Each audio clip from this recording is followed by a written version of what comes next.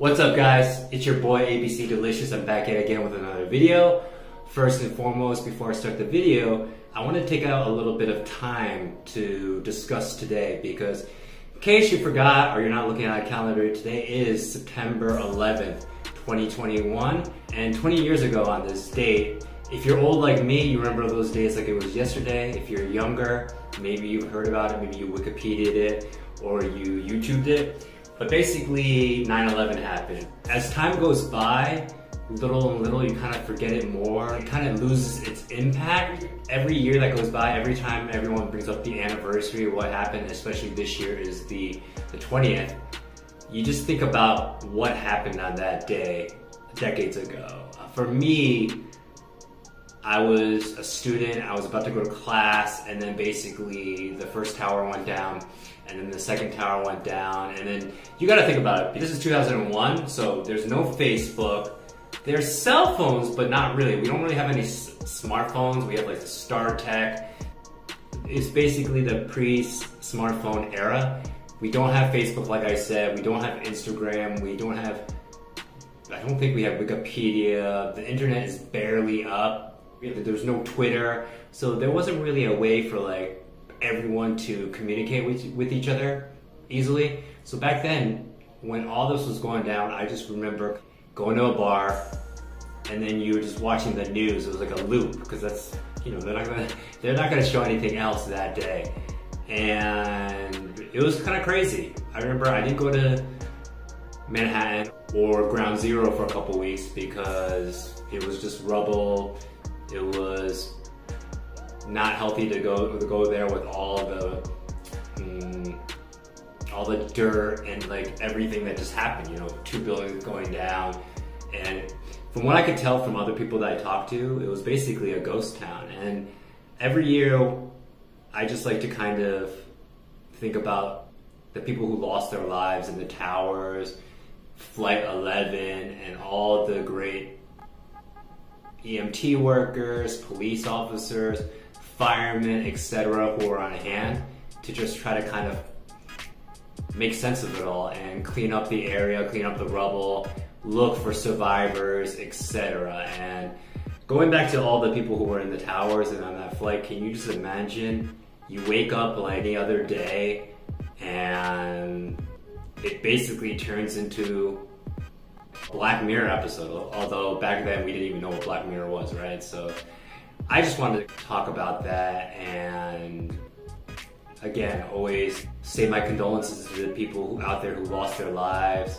the loved ones, their family, their friends who were left behind, because it definitely left a void. So yeah, so basically I just wanted to spend a little bit of time remembering and honoring those who unfortunately passed away and everyone else who was involved. So there's no easy way to transition from that. But so for today's video, I wanted to discuss a movie that I had seen actually in July, but I just didn't have time and or was lazy about it. So what movie am I talking about?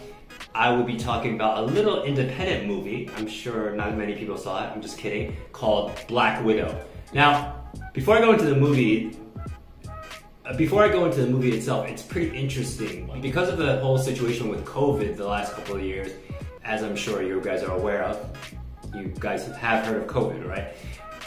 I would definitely say the movie industry, movie theater business has been severely affected by that, and like not in a positive way. Because of COVID and lockdown, the last place you want to go to or can go to is a movie theater. So a lot of movie companies, they kind of wanted to brace for this or try to make their money their own way. So what they did is, instead of releasing it mainstream, they would put it on their streaming services like Disney Plus, Netflix, other streaming sites. Because if you think about it, you're not gonna go to a movie theater to watch a movie, but you're gonna stay home, you're gonna Netflix it, and then if you're doing lockdown, you still wanna watch TV shows, you still wanna watch a movie. So in that way, you have to become very adaptive. Like you're losing money in the conventional way, which is the movie theater, but now with streaming sites, etc., companies are making their money back that way. So, well, the interesting thing about this movie is it was released cinematically in brick and mortar places. It was also released via streaming as well. And then at the end of July, Scarlett Johansson, spoiler alert, who plays Black Widow, she sued Marvel because she said this was unfair, because I guess her salary was kind of connected to how much the movie theater brought in profit-wise. So in her thinking, and her attorney's thinking, it's if you're releasing this movie in alternative ways via streaming, less people are going to be motivated or even want to go to the movie theater, especially during these crazy times, like with the whole Delta variant situation happening, etc. It's kind of a weird dichotomy because the movie did really well. I think up to this point it made a gross about 327 million. Please go Google or Wikipedia my stats if I'm off, and you can let me know in the comments down below.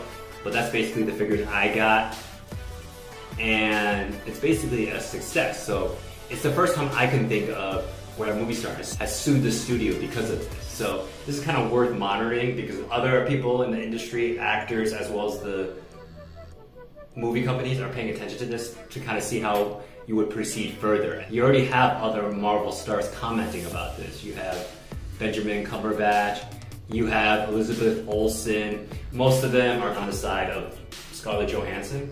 So it's definitely an interesting situation to keep track of and see what happens in the future. Anyway, going back to the movie, this review is going to be full of spoilers, so if you haven't seen the movie, you know what to do, right? Like, comment, subscribe on my channel. Come back to this after you've seen the movie. This movie takes place after Avengers Civil War, so if you remember in that one, basically the Black Widow had kind of betrayed Team Iron Man and let Captain America as well as Bucky, aka the Winter Soldier, let them go. So basically now the Black Widow's on the run and the US government is after her and kind of has to stay off the grid. And then the interesting thing about this movie is, and again, spoiler alert, when she dies by sacrificing herself to get one of the gemstones, she does kind of talk about, or a big theme in that movie is about family. So when you think of family for the Black Widow, you think about the Avengers, but because her past is kind of shrouded in mystery, you know she's kind of a spy, mercenary, that kind of thing, but we don't know too much about her background. So this is what the movie Black Widow seeks to address. In this movie, you see the people that she grew up with. You meet her so-called sister, her so-called mother, her dad, etc. So, long story short, do I recommend this movie? Yes, I give it 2 thumbs up.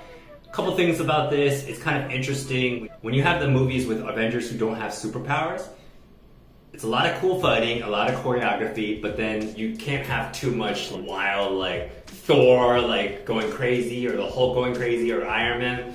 So it's a little bit different. The action scenes are still awesome, they're still well done, but it's kind of like on a, I don't want to say smaller scale, but you can't wild out like if you were doing a Thor movie or an Iron Man movie or a Hulk movie, I would say.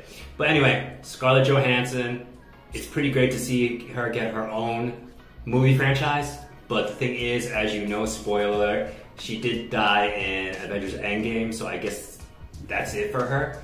But her performance is really good.